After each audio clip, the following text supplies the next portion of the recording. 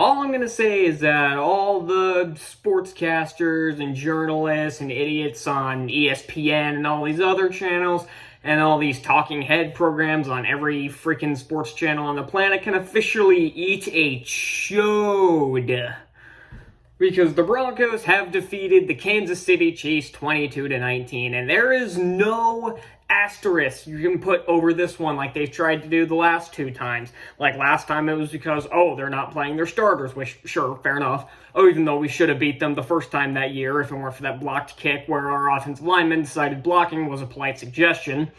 And the year before, they blamed it on Mahomes having the flu, which apparently meant the rest of the team played like dog shit as well. But they have absolutely none of that. Mahomes was perfectly healthy. All their other players were, pretty much all of their starters were healthy. And they even have their guy back who was suspended for the majority of the season, so they can't blame it on that. And all the starters played the entire game, so there is no asterisk you can put over this game other than the fact that the Broncos just played better. And now officially, the Broncos are 9-2, tied for the best record in the NFL with the New England Patriots, who also have a quarterback from the 2024 draft class in Drake May, who has looked very good. And the Patriots beat the Jets on Thursday Night Football this week, so like I said, they are tied for the best record in the NFL, not just the AFC, but the NFL, and we currently hold the number one seed in the AFC.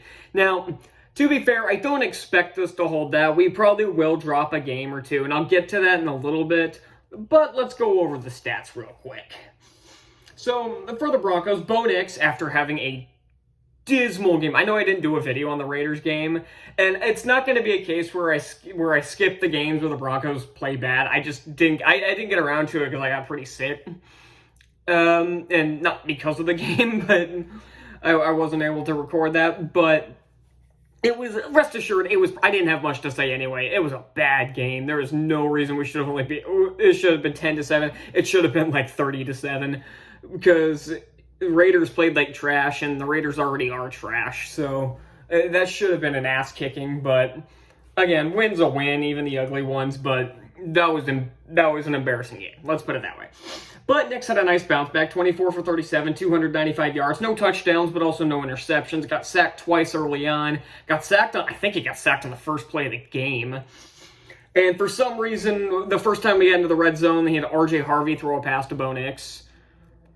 Sean Payton's got to stop getting... He tries to get cute when we get in the red zone, throwing up these plays, because it worked once last year when Sutton threw that touchdown to Nix against the Ravens, but he's got to stop pulling that shit. The red zone is where you need to get a little more conservative, not when you need to be throwing bullshit like that. You throw up stupid plays like that when you're up by 20 and you're in the fourth quarter. You don't do that when you're fighting for your life and it's the first drive of the game, especially when it's an opponent this important, because it's not only our main rival, but this was also a get-right game after we played really bad last week, even though we did win, and it's kind of to prove that the Broncos are legit.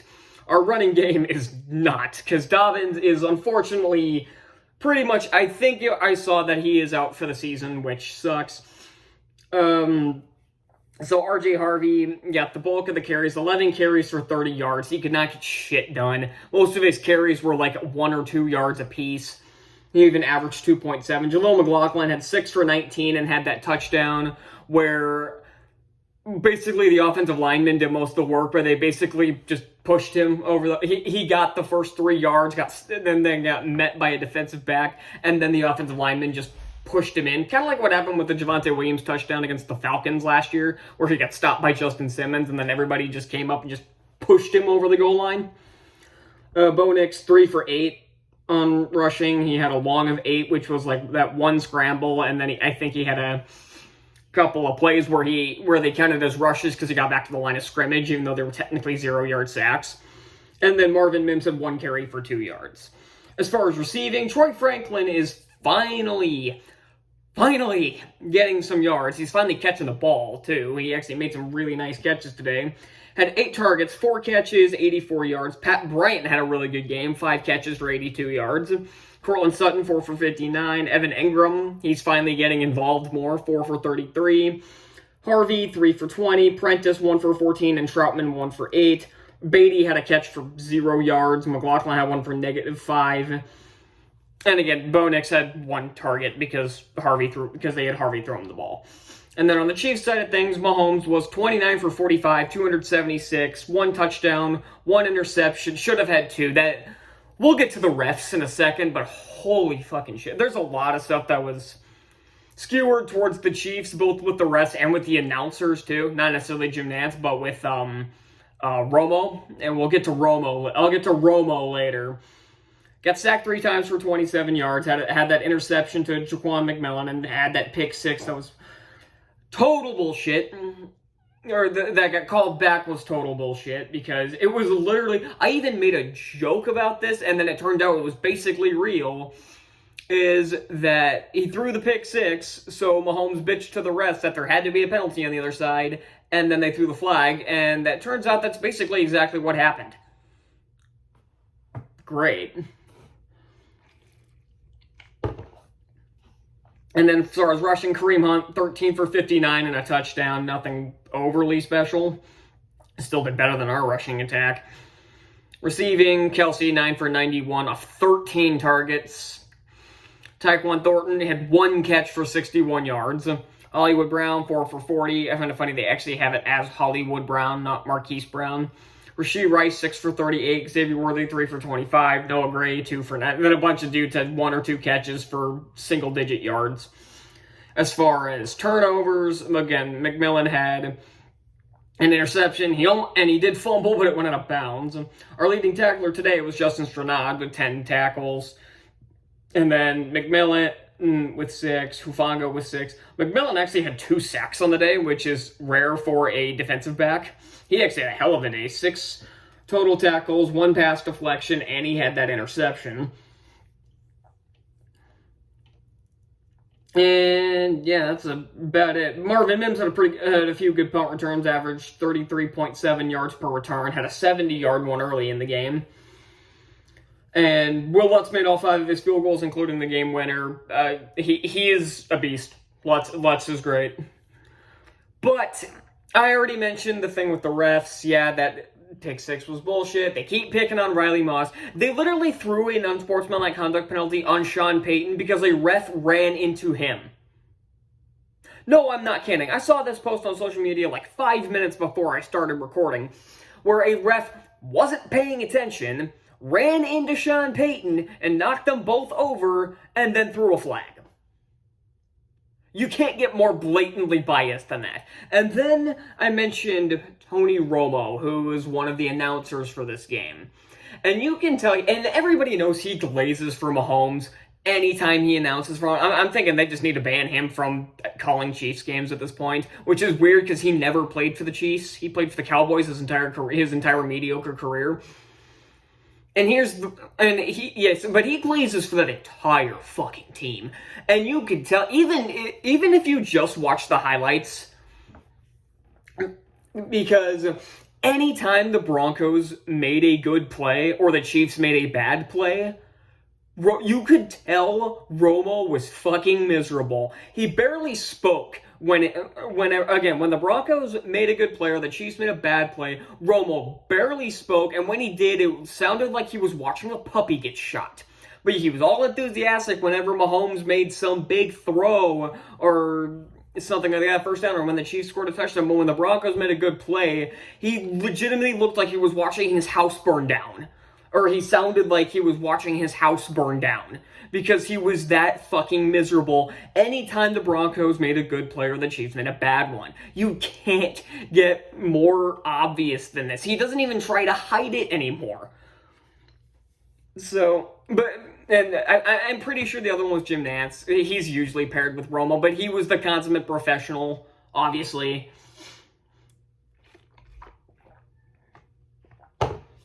So yeah, refs still trying to screw Broncos. But the Broncos played, this is probably, I said this on the Cowboys game, but this is probably their most complete game, because the Cowboys do have a really bad and banged up defense. So this was definitely our most complete game, and the Chiefs are now down at 5-5, and their playoff hopes are now in jeopardy because currently, if the playoffs were to start today, right now, ironically, the Broncos would have the number 1 seed, which is awesome, and we would be playing, I believe, the Jacksonville Jaguars, who I believe they have the 7 seed. The Chiefs would be out of the playoffs because the 4 division leaders are the Broncos, the Patriots. The Steelers are the 4 seed. Actually, you know what? Let's just bring it up, shall we? And that's why I keep it up. Just hope this doesn't take forever. Oh, it's actually moving quite nicely. It'd be the Broncos, the Patriots, the Colts, the Steelers, and then the wildcard spots are the Bills, the Chargers, and the Jaguars. The Jaguars currently have the 7 seed with a 6-4 record, and the Chiefs have the 9 seed behind the Texans, who are 5-5, and they're right ahead of the Ravens, who are also 5-5.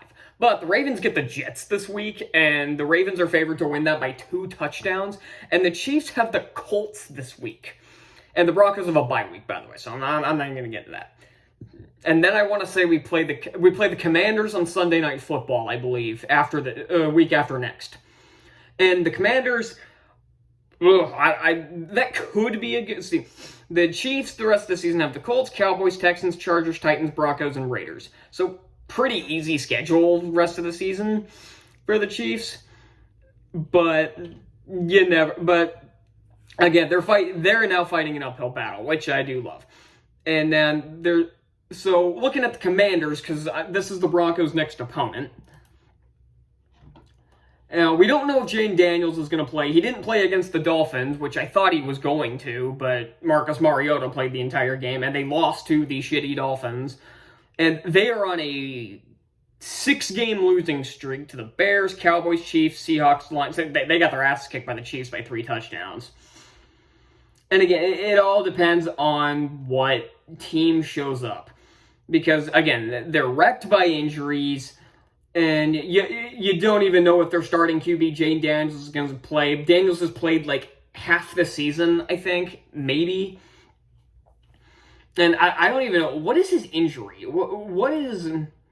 Let's see if it tells me. What is Jaden Daniels' injury? His status is still out, but that might have just been from the last... It still just says two hours ago out. Why doesn't it say what the injury is? God damn. It only says it when the games are going on, and I hate that. Okay, news. Let's see. This is going to be the big factor because again, Marcus Mariota, he's a fine backup, but when you have to consistently start him, he's not good enough. So, and again, so that would definitely help.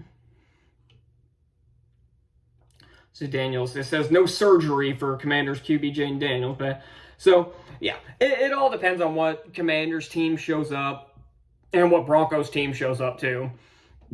But we should win that game. Now, looking at the Broncos rest of the season, I think we have the Raiders again after the Commanders, if I'm not mistaken, which we should win by a lot more this time if we play like we did against the Chiefs and the Cowboys. Not like we did against the... Okay, so it's Commanders, and then it's the Raiders, and then it's the Packers. Again, depends on which Packers team shows up. Jaguars, depends on which Jaguars team shows up. Chiefs and Chargers. Chargers, a team we already should have beaten this year. Like, we had them beat, and then we just choked that game away. So, there is a possible, unlikely, but possibility that the Broncos could end up being 15-2 at the end of the season. We'll probably drop one of these games. Like, we might lose to the Chiefs. It would suck to lose to the Chiefs on Christmas. Fuck me. Because, of course, we have to play them on prime time on Christmas in Kansas City. Because fuck the NFL. But we've shown we can beat them. So you never know. Chargers, again, the Chargers' offensive line is completely decimated, so they might be screwed. And they lost. They got their asses whooped by the Jaguars. So that definitely helps because now we have a 2-game lead in the division. The only ones I'm really circling here are Packers, so anything after the Raiders game, like all 4 of those games, I could see us losing I will probably win a couple of those, but those will be the place I'm kind of looking for the loss that we have, or losses maybe. But this is one of the best wins we've had this season, even though it's not our biggest margin.